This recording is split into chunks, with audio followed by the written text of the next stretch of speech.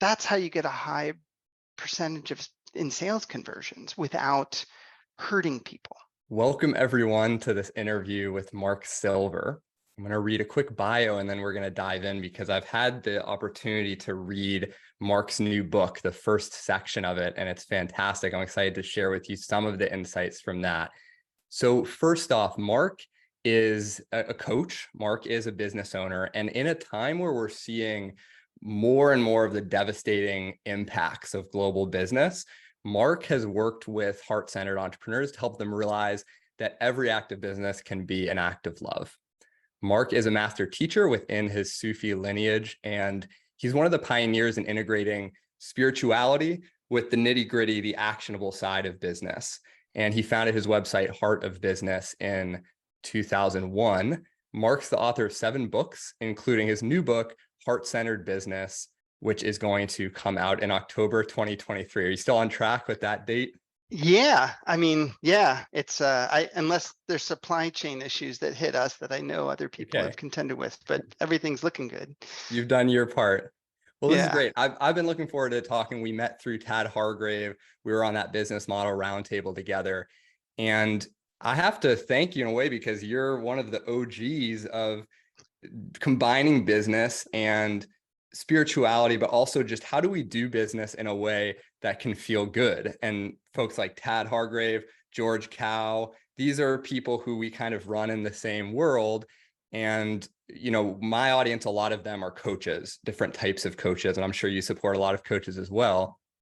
But I wanted to ask a question sort of off of that topic for a second, just to get to know you a little bit. I saw in your bio, punk rock, Minor Threat, The Clash, and this was a part of my life growing up. So I'm curious, like, how did you come into punk rock? What did that do for you when you were a kid? And do you see any of that show up in your business now? Oh yeah. Oh yeah. That's funny. Yeah, I grew up in the as a teen in the DC hardcore scene.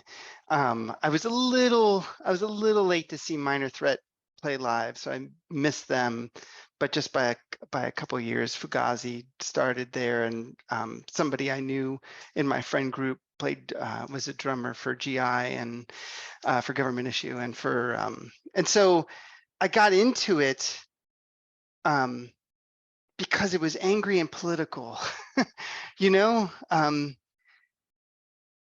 it was just so. It was, you know, those were the years. I'm straight up Gen Xer, born in 1968, and you know, when I was coming of age, those were the Rock Against Reagan years.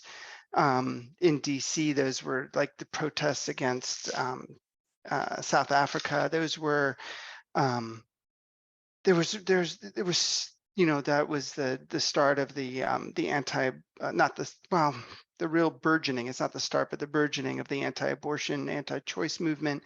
And there was just so much anger in the inequality. And so the fact that there was an outlet that was fun, that was musical, that was angry, that was politically aware, really just woke my heart up in a huge way. And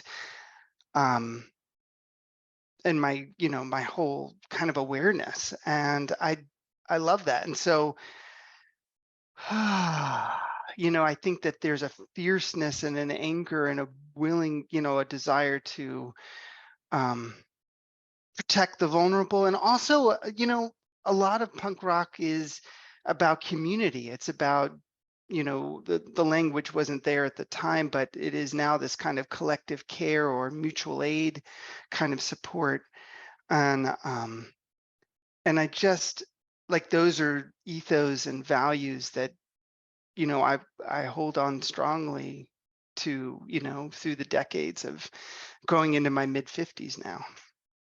Yeah, I saw in your bio too that you're an Enneagram 1. So for people who are watching this and not familiar with the Enneagram, the 1, my wife is a 1, and it's very much about what is right and what's wrong and how can we do this in a better way. And that's a lot of where I'd imagine your mind goes. So I can see you have the punk rock scene, you have the activism you're involved in after that, and now you have how do we do business, especially in a world of online business? We all know there's lots of predatory, like high-end programs as well that, people have to watch out for. So how I can see that through line, and it sounds like you've moved from more of like an anger-based activism in your early years to that's not how you show up now in your business. What was that transition like for you? What created that?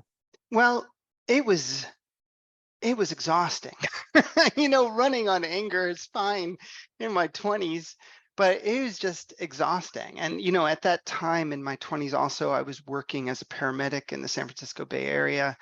And I was just, there was like trauma from that, PTSD from that, and exhaustion and anger. And I'm like, I can't do this. Like, I can't do this. And I kind of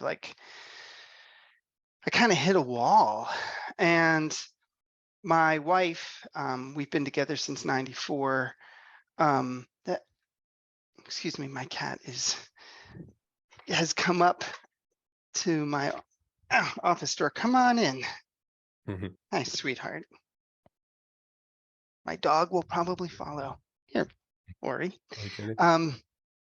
Uh, was into healing, and it was something that that was really my introduction into spirituality. I grew up Jewish, and I grew up with a lot of kind of not a lot, but some outside spirituality, but not like a deep, no one around me showing me how to connect deeply within until Holly. And then the kind of the spiritual journey we were on together, which eventually led to Sufism and Islam, through Judaism, the Judaism that I grew up with, and then a much more kind of radical spiritual Judaism. And also, I have to say that I came out as bisexual in 1988, and being in the queer community was a huge part also, because hanging out with radical fairies, Billy Club, people that were men that were just strong and sweet and beautiful and open-hearted and trustable in ways that I'd never known men could be growing up.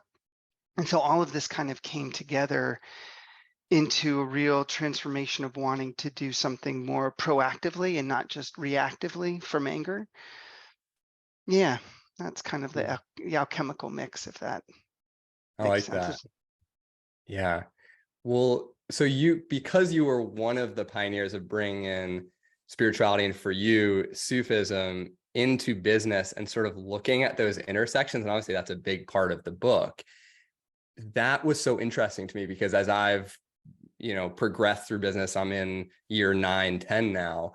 And Buddhism has been interesting to me. It started off with just the practice of meditation. I was like, oh, this is really helpful. There's a lot here. And then exploring more of the, I guess, religious side or the more traditional sides of Buddhism.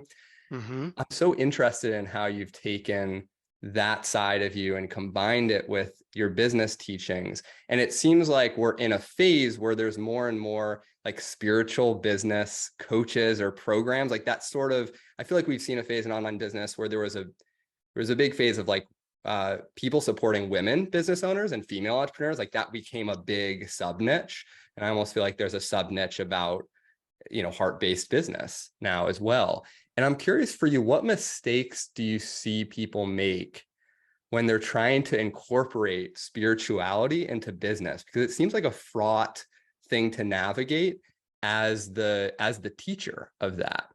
Or if you can just speak to your own journey and how you navigated combining Yeah. those two. So I think one of the key mistakes is thinking that spirituality is somehow a separate thing. Like, oh, there's spirituality over here and there's business over here.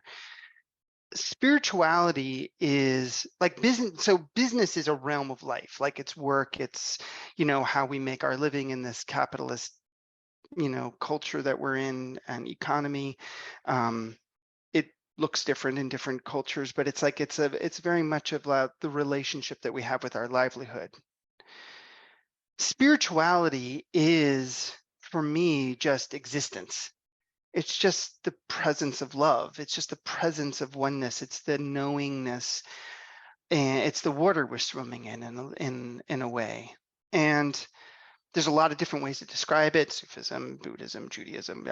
People talk about the water in different ways, but what we're swimming in is this oneness of connection, of love. And so if people are making the effort to try to bring spirituality into business, or thinking that, oh, we do spirituality and we do business, for me, it's about discovering the love that's already there. It's about discovering the presence of the oneness that's already there, that's been forgotten or covered over or ignored. And I think that this mistake has led to what I call a lot of either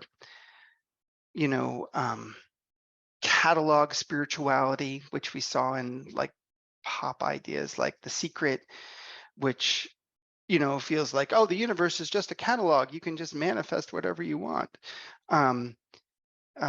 which is so damaging to the heart, to have that kind of like extractive relationship with the world that we belong to, because that's just, yeah, there's so much to be said about that. And it also leads to kind of a gas tank sense of spirituality in business. And by that, I mean, you sit on your cushion, you fill up with spirituality, and then you go do business until you're empty, and then you go fill up on spirituality again.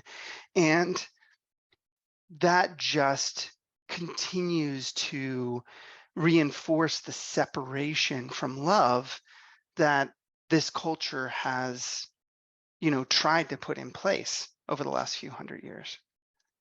So one of the big mistakes is people viewing them as separate, viewing them as something that I have to integrate, as opposed to, well, business is something contained within spirituality, because spirituality is how we're existing.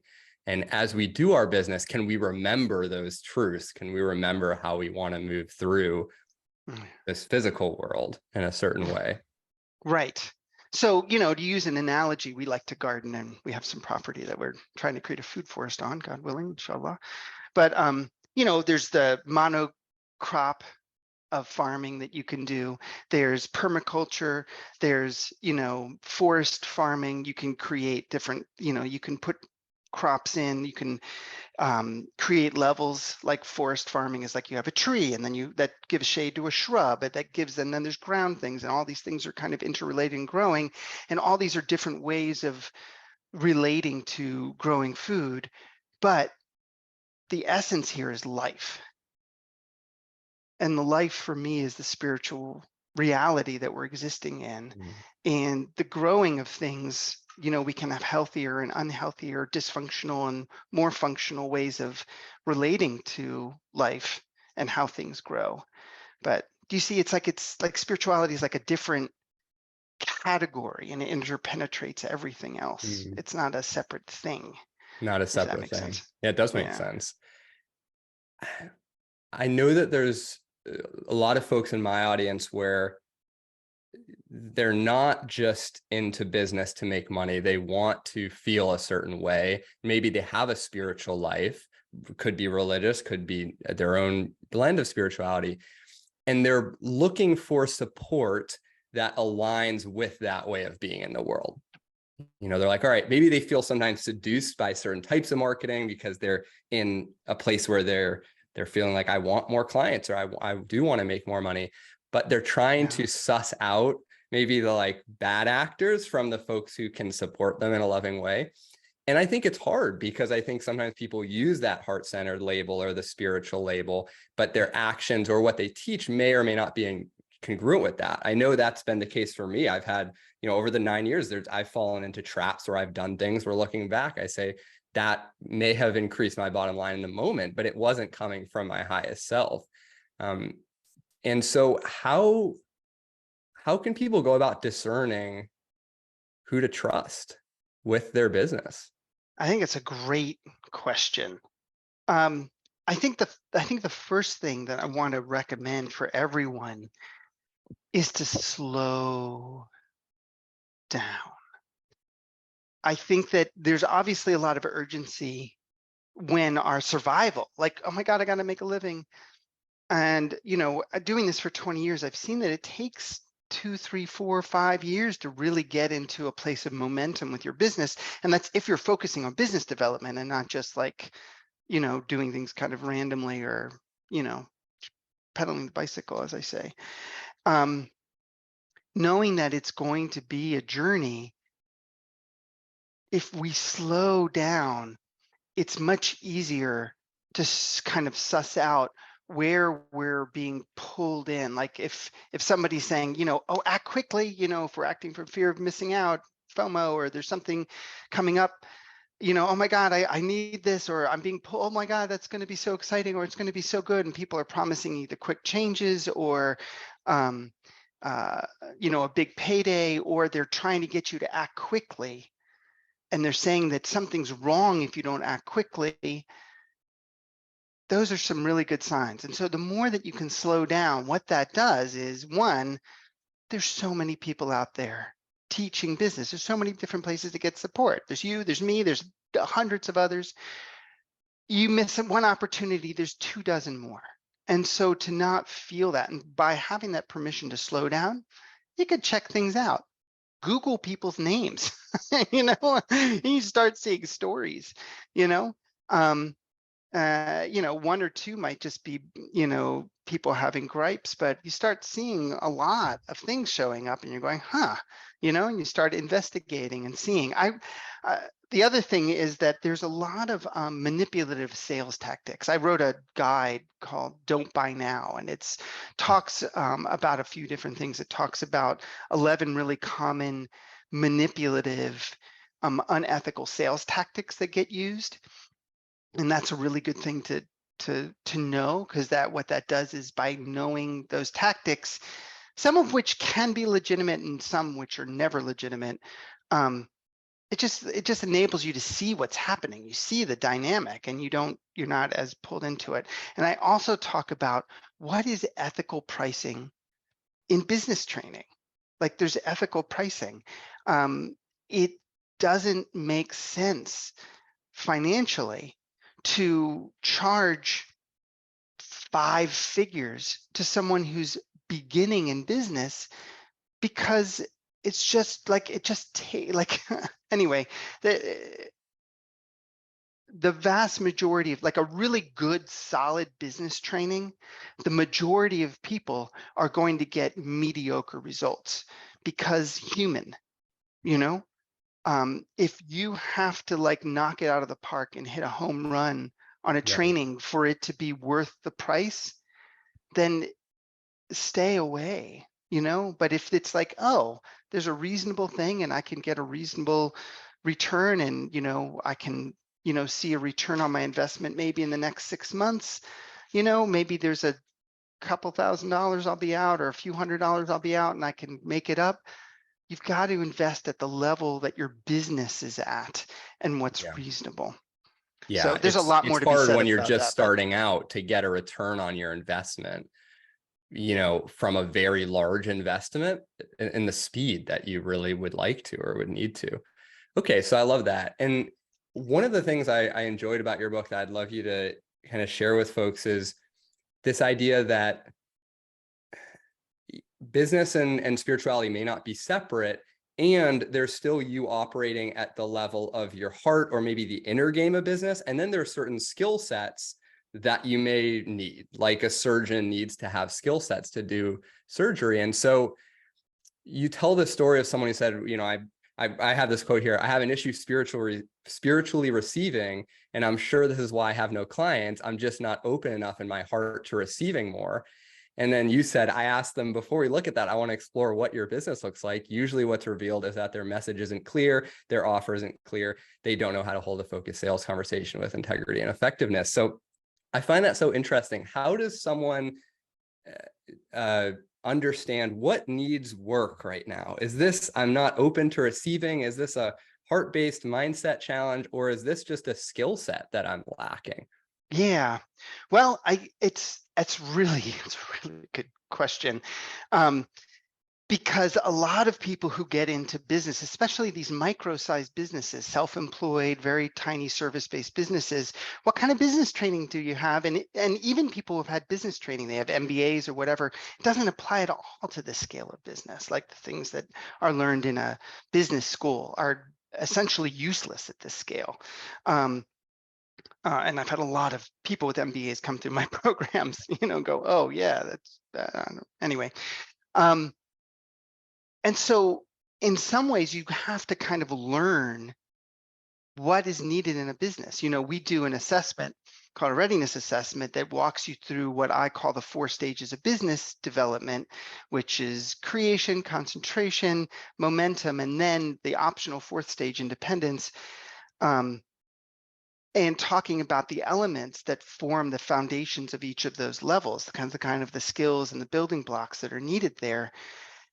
Once you understand once the skills get named, then you can just see if you have them or not, And so whether it's, our approach or somebody else's approach, you want to have a sense, does somebody have a big picture sense of the pieces of how business goes together? Because if they don't, they may just be teaching a cookie cutter style, like, oh, I did it this way, you should do it the way I do it, because that's how it's done. But if somebody has a sense of the essentials, the foundations, the elements, the principles that are involved, then you can create businesses that are uniquely suited to the person. The skills that are needed to put that in place, and you can start to discern, like, oh yeah, I don't know about the sales conversation. So if, it's like, it's so painful to see people work spiritually on an issue like receiving, which is a legitimate issue to work on, and then feel that there's something wrong with them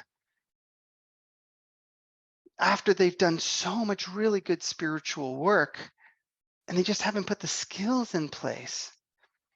Square wheels don't roll, no matter how beautiful the body of the carriage is, So I think One of that the it's things a knowledge piece. Yeah. it is. And one of the things I love that you mentioned in the book is that a lot of the folks that you work with, at least because they have that spiritual orientation, they've probably done some degree of inner work. I mean, these people may be in if we had to rate on a scale, which probably isn't a good thing to do, but like at 80th, 90th percentile, and they're just their awareness, their understanding of themselves. But they may be in the 5th percentile, with business skills. So Right. sometimes the place you want to work more on is not the place to work more on, because you go there. It's almost your comfort zone. It's the things where you feel inept, you feel like a beginner. It's likely that there's more gains in that initial phase to be Right. had on that other side, because you may be in diminishing returns with the mindset side. So knowing Exactly. yourself enough to say, all right, is there some weaknesses to shore up, at least in the beginning? This is so true. Where'd you lose your keys? Over there. Why are you looking over here? The light's better over here. It's like Yeah.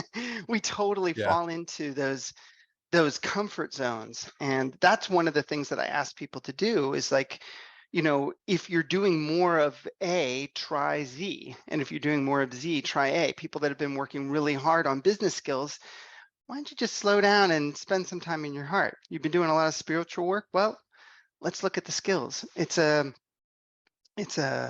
I hate the word balance, because that kind of, like, I don't believe it's a static place. I feel like it's always a dynamic place in balancing. But in Sufism says that we progress in life on 2 wings, and we're constantly using both of them, and there's this kind of subtle back and forth, and that works on so many different topics, including this topic. So yeah, exactly. What are the 2 wings in Sufism? It's so funny. I said it and then I knew you were going to ask, and my Oh brain no. has blanked. Ya Allah. It's Well, it reminds me to buy you some time. It oh reminds yeah. me of, yeah, Yeah, no. It's fear and hope. fear We and work hope. Interesting. fear and hope. It's like with hope, like we need hope to keep moving forward into the future. Like we need this sense of hope, but too much hope and we become heedless. We go too close to the cliff edge, you know, Icarus and the sun. Like it's just this kind of false positivity. And so we need fear in a healthy sense of meaning like a real awareness of what's actually out there in the world around us and what, you know, how we're, you know, it's like you can have a lot of hope, but if you're picking mushrooms without a little bit of fear, do you know what I mean? It's like you want to know what you're doing, but too much fear and you become paralyzed and you don't move forward.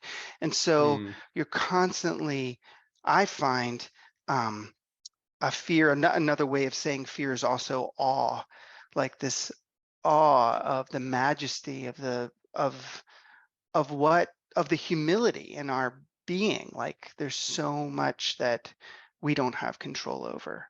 And you know, like old school language is that God fearing. But if you look at the essence of what that really means, it's actually an incredibly beautiful concept that keeps the heart grounded, keeps us in awe and keeps us out of um, an inflated ego that feels like somehow we're in control of everything and allows miracles in when we're open enough. mm. Yeah, like a healthy respect, you know, healthy respect for what's outside of you. Okay, so one thing that I wanted to probe on was this idea of trusting yourself as a business Mhm. owner. I mean, you have a whole chapter on this in chapter 3, and I find that so hard for myself and for the clients that I work with. And I think it doesn't help that talented marketers know that people have trouble trusting themselves. And so we're presented with formulas and things like that that give us a sense of certainty. Mhm. You tell a story about a client, you know, navigating this potential collaboration. Could you share that? Because I think that's such a great example of how to find nuance Yeah, yeah. in a feeling That, you might have. that was a beautiful story. I was so inspired by what this client did. They had a potential collaboration with someone that would help make their business visible to a whole new audience. And but they kept having this feeling like, wow, this is this is a really good idea. Like there was this sense like, oh my God, it's a really good idea. But I've got this feeling like it doesn't feel right. It doesn't feel right. And you know, conventional wisdom is like trust one or the other. Like either the fear's holding you back and you just need to get over it, or you need to trust your gut and turn away completely. What I find is that the trust that we have isn't the trust of the surface, right? Sufism says that everything that exists because there's the divine presence within it. Like nothing can exist if everything is oneness, if everything is a law, if everything comes from the source of love, then there's nothing, there's not a thought or an idea or a project or a person that can exist without there being the essence of truth at the heart of it.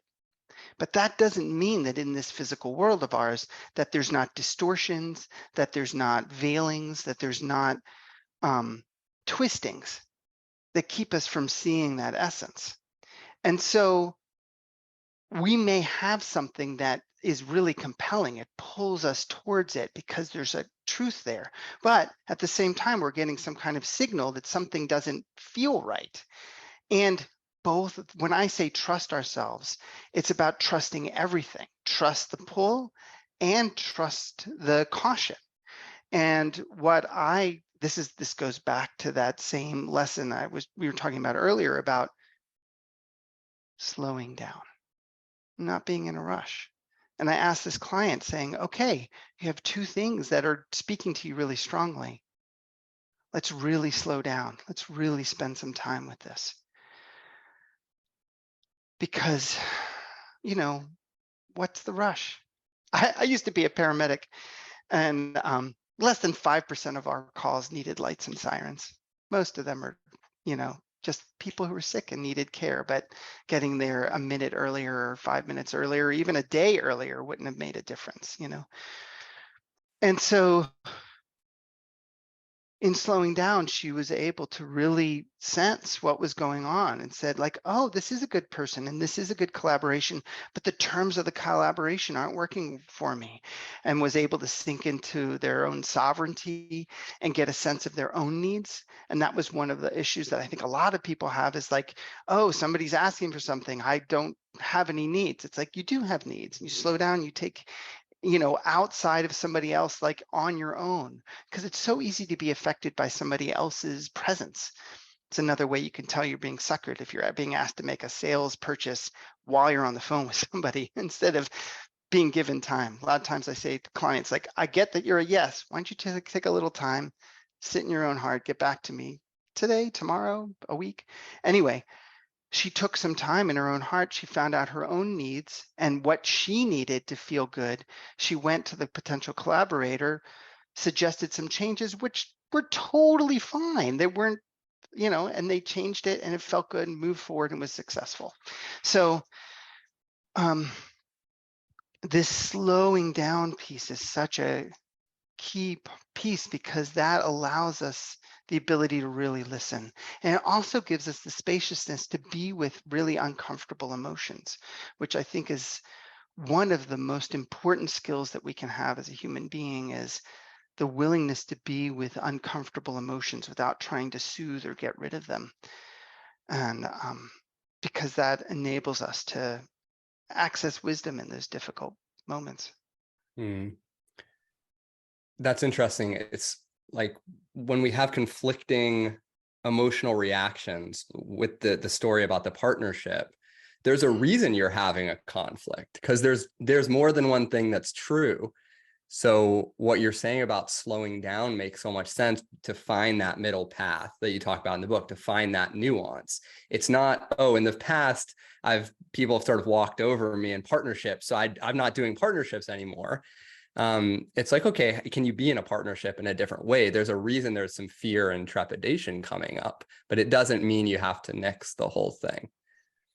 Exactly. In that situation, exactly. Like there could have easily been a situation where they went through that whole process, presented some requests, and then the collaborator said, no, it's my way or the highway. And then you walk away, Mm-hmm. So the biggest thing that I want people to get is that all of this is relational, that there's not a set formula, there's not a, if you do A and then you do B, you will always get C. There are some principles that we can really lean into. There are some truths we can really lean into, but it's so relational and it's so alive. And that's what enables each person to bring their own unique gifts to a business. It enables their business to be not just a cookie cutter, because there is that creativity and spaciousness. One of the analogies I like to use is just like our face. Like, all of our faces have the same basic structure, but there's infinite variety in how we look. And even my twin sons, well, they're not identical twins, but you can tell they're brothers, but different faces. So just allowing ourselves to lean into those foundations so that we can know them well enough so that we can understand where we can bring in creativity without undermining ourselves. And I think that's a challenging distinction, because we don't want to follow formulas in business and say, I put X in, I get Y out. And also, if we don't know the skills, like for example, there are systems or there are best practices when it comes to a sales conversation, for example. Yes. And you mentioned the book. Sometimes when you're a beginner, it's just helpful to paint by numbers and just kind of get it, and then we can innovate after we imitate at the beginning. How do you know, what's that distinction between a formula and just a skill set or a framework that you're wanting to utilize? And how do you have the right expectations about that?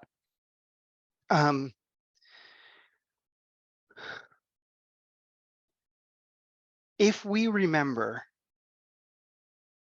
that everyone has a heart and everyone has sovereignty over their own being, then we can let go of the idea that we are trying to control other people in order to create outcomes that we want.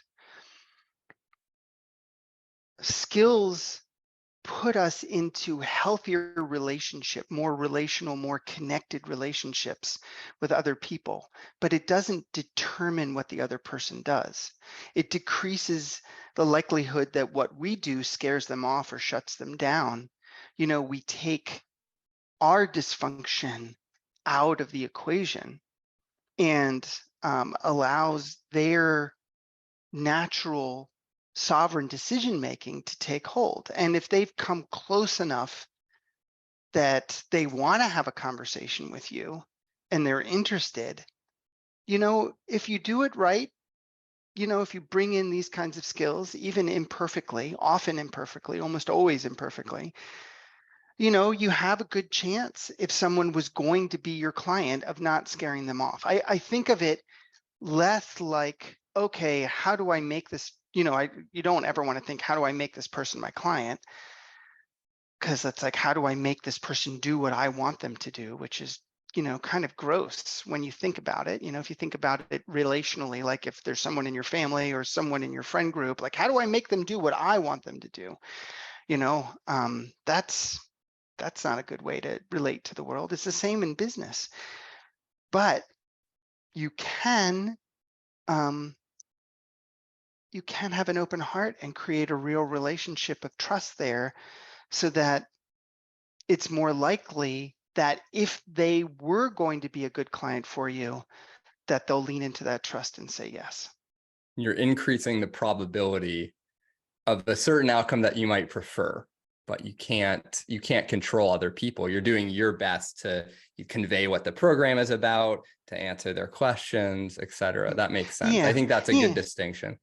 And it's, you know, and it's not, I think it's important that these things don't exist in a vacuum, you know, like so one of the big myths in business, especially for people that are early in business development, is that people, especially in these kinds of transformational work, people jump in immediately. And it's not true. Like the amount of time that it takes for someone to make a significant purchasing decision is severely underestimated. And when you don't have marketing structures, when you don't have a business developed without what I call the 3 journeys of marketing, and have these kinds of pieces in place that help nurture relationship with people over time, then what happens is that the majority of the clients that you do have, usually small in number, are the people who jump in immediately because that's the only option. And all the other people who might have become clients in the future, if they could have stuck around, leave. But what we find is that when businesses are truly in momentum and doing well, the people who jump in immediately are actually a very small percentage. And that is something that it's, you know, there's a lot of things where, you know, our experience of the world around us can be misleading if we don't have this bigger picture, and not thinking, oh, the sales conversation is going to convert a stranger into a client. I mean, that's a rough game, and you only get good numbers with that with manipulative, unethical sales practices.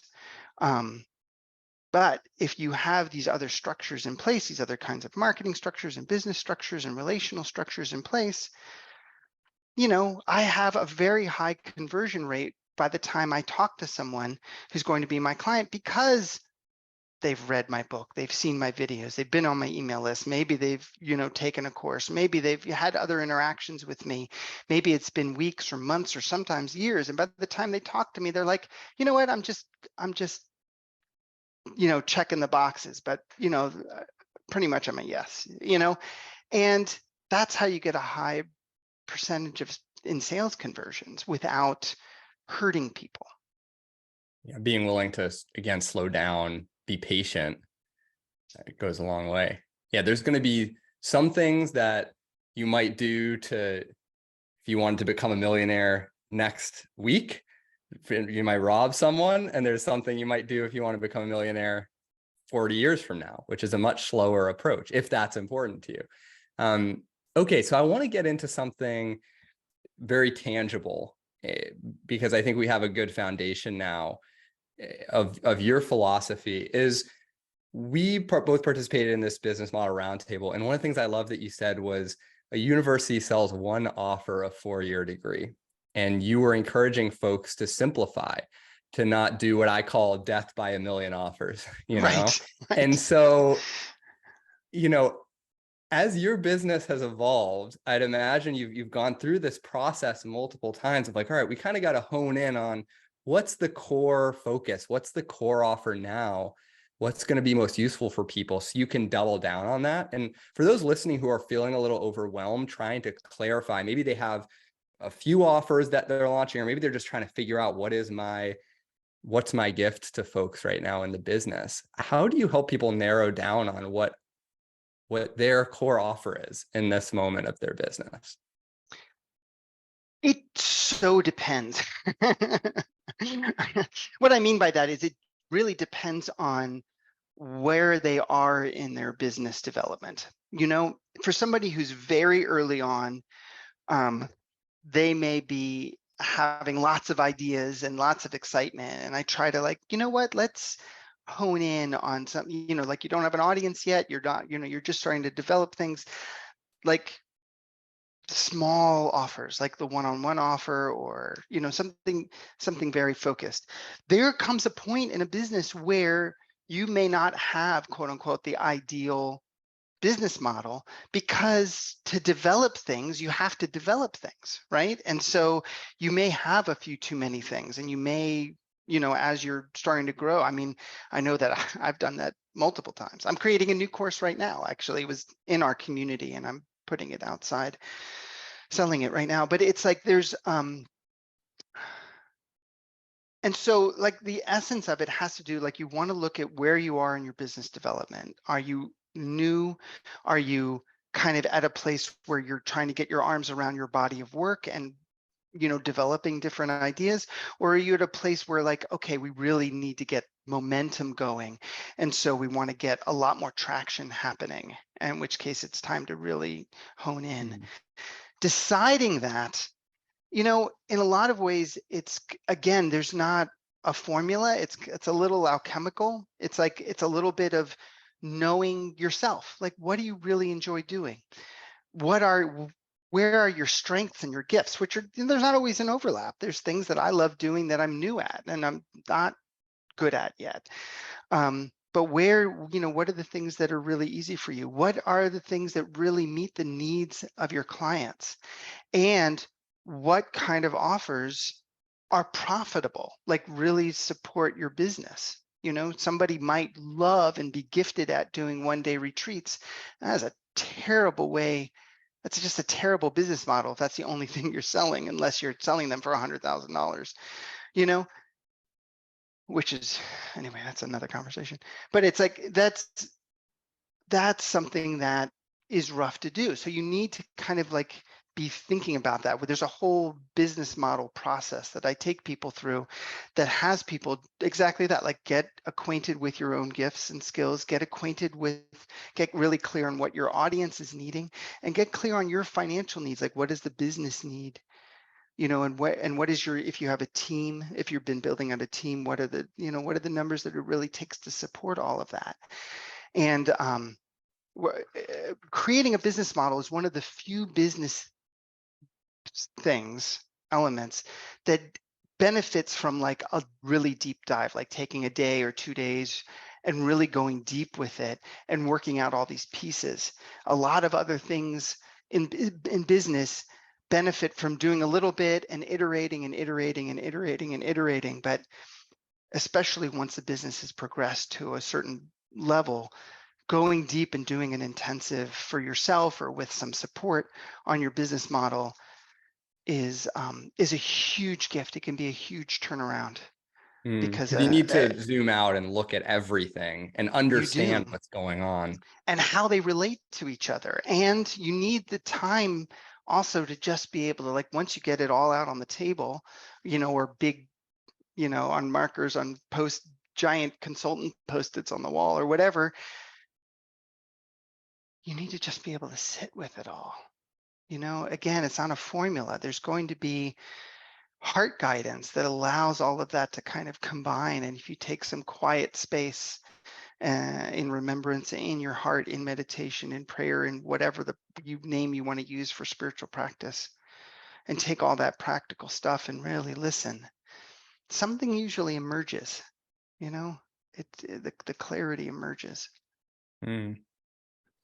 And it seems like sometimes there are small tweaks that you can make. I remember in the round table, you said it's much easier to have a client sign up for a 6-month program once than a month-to-month program 6 times, which has this like, oh, that's so good. It's so Yeah. true. It's that from our perspective, it's one sale that we need to make, and then we just focus on supporting them. And you also mentioned that creates a container of care so it can benefit the client as well. But I agree, when you're looking at the big changes, getting that holistic picture and taking time makes sense. So, you mentioned it depends on the phase of business that you're in. And I'm curious, this is sort of a selfish question for me, hopefully it'll benefit others. I have a pretty established business now. It's successful. I have a model that works. And I'm feeling like, some reinvention needs to take place as well. And I'm Why? curious, Like, where's that feeling coming I from? think it comes from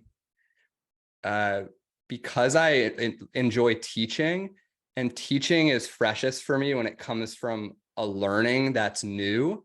It's one thing to teach something you've taught many, many times that you learned years ago. It's another thing to teach in order to increase your understanding and clarity. And so I think as I've evolved and I've learned different things, it makes me want to teach that.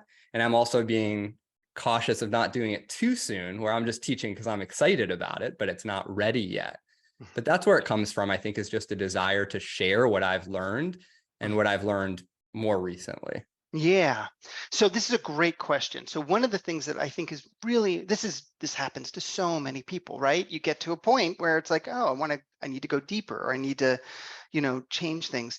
And you want to discern, is it a change in the business model, or is it just a deepening of my presence and a change of some of the content? Is it a change of the container, or is it like, instead, like, do I need to get out the potter's wheel, make a new bowl, or am I just putting different things in the bowl? And so many people have come to Heart of Business going, oh my God, I had this big insight, I had this big awakening, or I've just been feeling a call to go deeper. My business, I have to start it all over from scratch, or I need to restart, or I need to change things up. And I'm like, whoa, whoa, whoa, whoa, whoa, whoa, whoa. You have some momentum here. Sometimes that's true. Sometimes it really does need a change up. But again, I encourage people to slow down and take a deeper look. Is it that you're feeling a need that feels huge inside because of the internal sense? But often those kinds of internal huge shifts make the changes that happen in the business aren't even noticeable to the clients. Like somebody starts using their spirituality more explicitly in their teaching, for instance, but Right.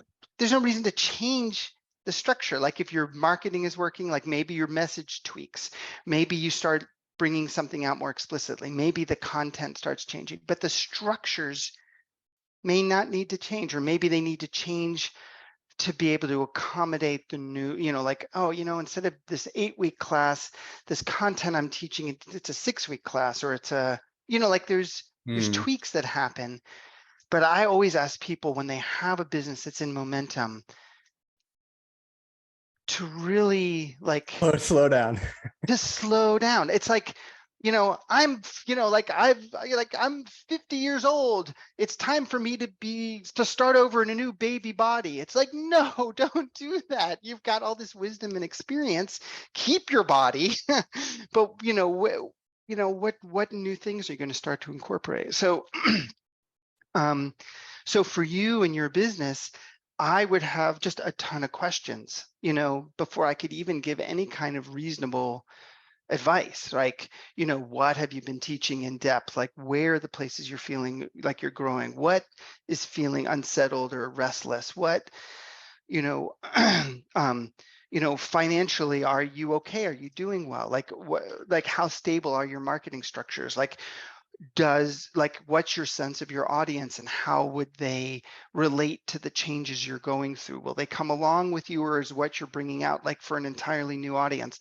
Like there's all of these questions that just would come pouring out of me that I would want to know the answers for, really considered answers, before trying to figure out what the path forward is. Yeah, that makes sense. And I really like the distinction of, are you changing the structure of this thing or the content that's going into the structure, right? Someone could say, I have a business that's all based around online courses. They're all between $500 and $1,000. I really want to create a new course on something else. Well, that's one thing. Another thing is I want to go from all online courses to all one-year coaching engagements. That might be a different sales process. That might be a bigger change. Exactly. That's helpful. That's helpful. Okay, one more question before we wrap, and it's probably a bigger question than we have time for, but I've noticed for myself and others, there's a tendency to attach our worth to the business. In other words, we identify or attach to the business such that a good month we feel like a success, a bad month we feel like a failure. It's not something outside of us that we're observing, we're changing, we're improving. It's a roller coaster that we're on. And sometimes I feel like it's more likely to happen if your name is the brand. But I also know friends who don't have that, and they identify with their business as well. So how do you approach this issue of unhitching your worth and value from the business that you're running? I think it's a beautiful question. It's a question that came up very early in my career with Heart of Business, as I was working with clients and with myself. And essentially what I have found is that the whole question of value and worth is a red herring. The reason why it's so difficult to work with is because it can't really be worked with. It's because, like, what is our value? Like, what does that even mean? Like, that's a question that emerges out of a capitalist framework, not out of like a deep respect for the sacredness of life. Like, we would never ask that question in a different context, in a healthier culture than the one that we're in.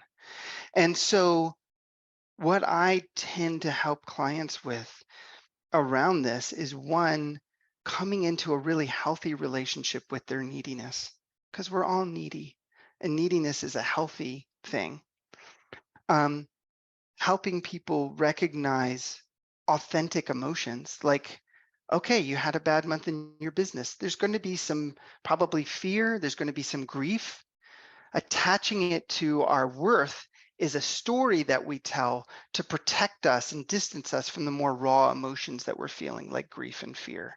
So can you be with the authentic emotions and connect in your heart? Like, is love available even here, is a question that we ask often at Heart of Business. And then, surprisingly, for a lot of people, the way through is, instead of trying to inflate our sense of worth or make it feel big, actually the path forward is humility. By allowing ourselves to feel how humble we are, like feeling a healthy sense of humility in how majestic the world and the universe is and how small we really are, it allows for us to access a different state. It allows us to access a sense of true solidity and ground to be standing on. Because that humility and a healthy sense of neediness, of thirst, like what the Sufi teaching is, we don't drink in order to quench our thirst. What we're trying to do is develop the perfect thirst so that we never stop drinking. What we're wanting to do is attach our heart to love so that we never stop drinking. We don't want to say, gosh, if the business does really well, and it always does really well, I'll finally feel safe and secure. We're all going to die. We're all going to die with our to-do lists undone. We're all going to meet with adversity and illness and setbacks. Can we be humble? Can we be authentic? Can we lean into any kind of relationships? Can we start to weave relationships around us that allow us to walk with those difficult places and not collapse? Hmm. We'll leave sort of maybe a teaser for folks. One of the parts of the books that really resonated with me around that is this idea shame is not an emotion. Which I was like, what? Shame is not an emotion. And this idea that maybe shame is protecting you from an emotion you didn't want to feel. So I really love that section. I think it has a lot to do with this idea of, can you find love even in the times where your business isn't doing as well? That's a great response. Thank you.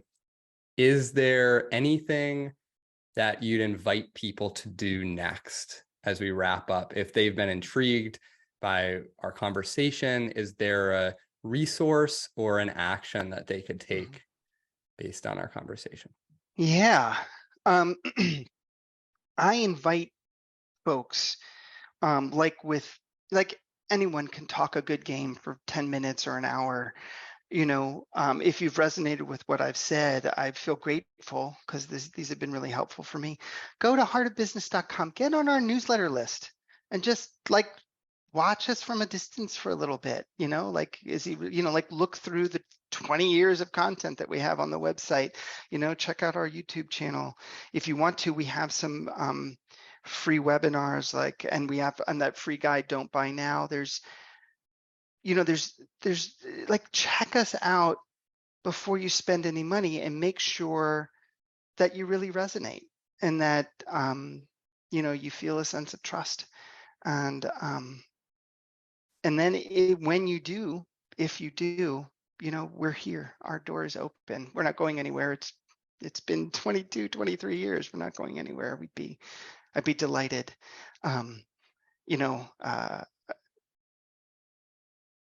Yeah, I'd be delighted to support people.